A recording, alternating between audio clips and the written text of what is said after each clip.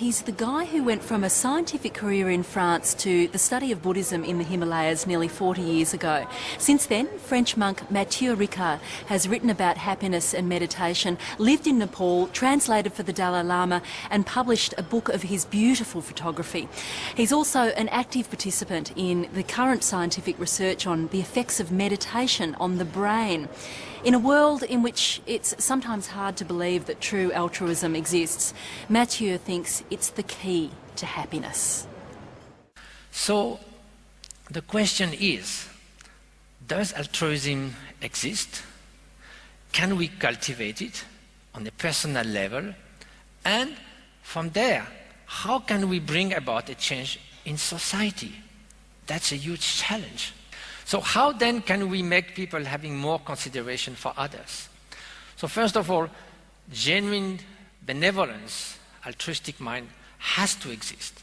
And myself, I was so shocked and surprised when I began investigating that question to see that there were very influential movements of thoughts among philosophers, psychologists, economists, to the idea that we can only be motivated by self-concern. Even we behave altruistically or seemingly altruistically, there's always a selfish motive behind.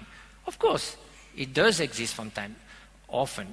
Self-interest, we hope some reward in the short term or the long term. We are altruistic because of our name or reputation, because we expect something, whether it's physical or moral, in return, because we might feel guilt if we are not behave like that. But then, you know, there are many clearly occasions where people anonymously will do an act of generosity, of love, with nothing, no expectation in return. Nobody's there to praise them. Nobody will blame them if they don't do it. But those theologians of selfishness have not given up. They say, oh, you do that because of the warm glow that comes out of that, so you're just so selfish. So now, there was a story a few years ago of someone in the subway in New York. He was there with his two daughters, and the man had an epileptic fit and fell on the platform. So he helped him recover. The man got up and stumbled and fell on the track. The train was coming. So that man with his two daughters thought, if he sits there, he's going to be killed.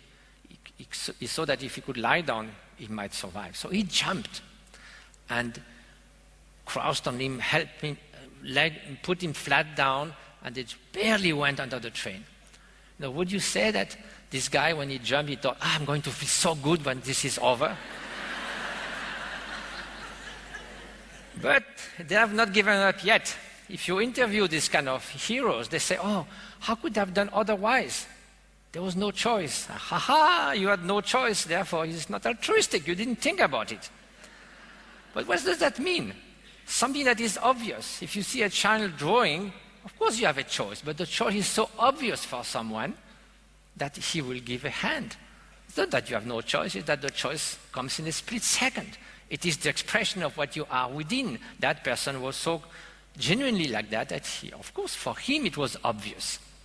But when it comes to people who rescued others during genocide, during persecution, in Rwanda, in Bosnia, everywhere, especially they were studied during the Nazi era, where thousands of people put at risk themselves, their own family, for saving people who were ethnically different, had a different religion. They could not expect anything. So much for the selfish genes. They were totally dedicated, one-pointedly committed.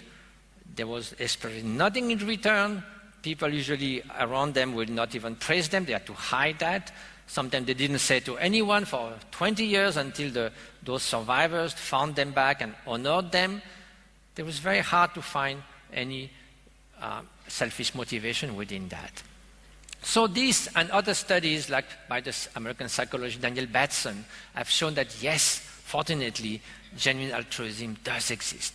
And it's good news, because if we were, irremediably selfish, there'll be no point to try to enhance that in ourselves, to teach that in education, be more cooperative, be more altruistic. We'll be trying like washing a piece of charcoal for 100 years, and you won't get shining like gold.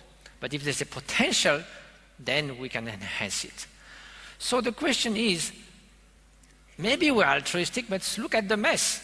So maybe that didn't help so much. So we have to enhance it some way and then bring it a cultural change. So it has to begin with personal transformation. You cannot impose it from the top. It has to start with oneself, with your family, with the village, with the community, and then slowly there can be a tipping point. So is personal change possible? And that's where the notion of mind training, the Eastern word of meditation, means to cultivate a quality, to become more familiar with something. And in fact, yes, we do have moments of unconditional love for someone who is very dear to us, a child, an animal, a parent, a companion, someone we heard of. We feel just, but only may that person be happy, be safe, be healthy, flourish in life. But those moments come and go, and other chain of thoughts come and replace them. We don't sit as we go on this bicycle in the morning in our apartment that goes nowhere, not even in the kitchen, to get more fit. There's no compassion gymnasium. No, our friend Paul Ekman said we should have compassion gymnasium all over the place. Every block should have an altruistic gymnasium where we train in compassion.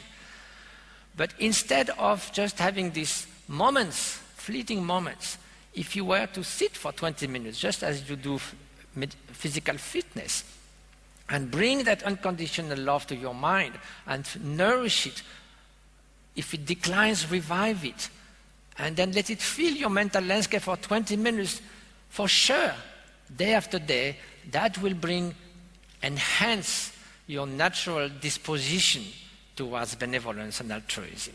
And that's a fact of experience for contemplative who spend a lot of time trying to refine and train their attention, their mindfulness, their vigilance, and use that then to enhance and cultivate those basic human qualities, foremost among which are altruism and compassion. I just want to end with one thing, or even stem cells can be boosted in the blood.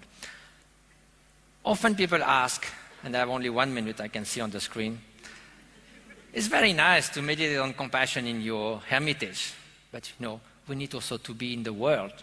So as here, in these wonderful conferences, you also have witnesses. So now, a bit as a witness, I will just show you briefly what we did out of compassion. Not just, again, to show off, but to see that compassion without wisdom is blind, but compassion without action is sterile.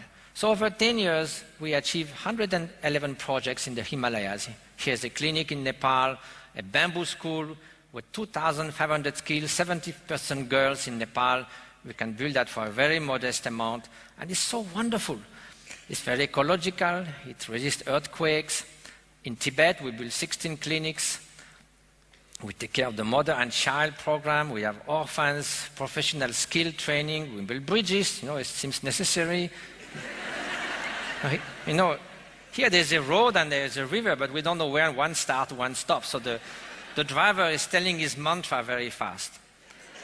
So bridges, elderly people, the happiest woman in the world, the happiest man in the world, schools, and so forth. So, thank you so much. So I think what we should take is, first, that we should not underestimate our faculty to cultivate altruistic love within ourselves, and then find out how we can bring about a more altruistic society. Thank you.